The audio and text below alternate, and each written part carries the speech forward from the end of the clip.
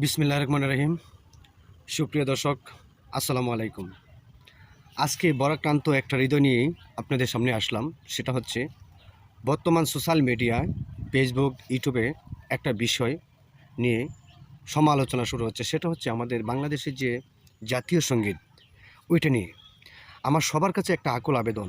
এই যে জাতীয় সঙ্গীতটা বাংলাদেশের, সারা বিশ্বের, আমার দৃষ্টিতে সারা বিশ্বের সর্বশ্রেষ্ঠ জাতীয় সঙ্গীত হচ্ছে আমাদের জাতীয় সঙ্গীত, আমার সোনার বাংলা।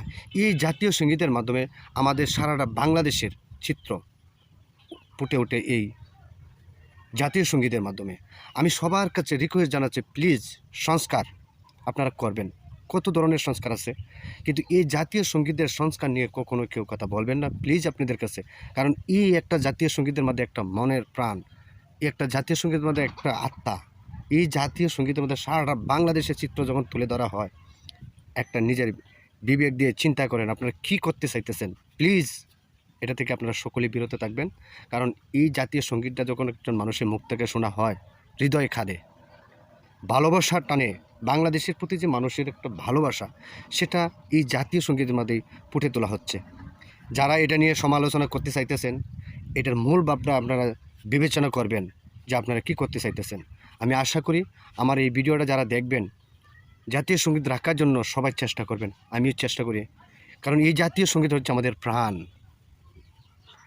তাই আমি আমার বর্তমানে আমাদের দেশের প্রধান উপদেষ্টা ডক্টর ইউনূস স্যারকে স্যালুট জানিয়ে তাকে বলতে চাইতেছি যে আপনি এই সংস্কারের বিরোধিতা করবেন, কখনো এই সংস্কারকে সমর্থন করবেন না। আপনার কাছে আকুল আবেদন জানাচ্ছি। এবং যারা যারা বর্তমানে উপদেষ্টা পদে আছেন, সকলের কাছে আমি এই আবেদনটা জানাচ্ছি। কারণ এই জাতীয় সঙ্গীতটা একটা হৃদয়ের খোরাক, এই জাতীয় সঙ্গীত একটা আত্মা। কষ্ট লাগে কেন আপনারা এইসব সমালোচনা করতেছেন এই জাতীয় সঙ্গীতকে নিয়ে। কারণ এই জাতীয় সঙ্গীত যখন আমরা শুনি যে আমার সোনার বাংলা, আমি তোমায় ভালোবাসি, চিরদিন তোমার আকাশ তোমার বাতাস, বিষয়টা চিন্তা করবেন।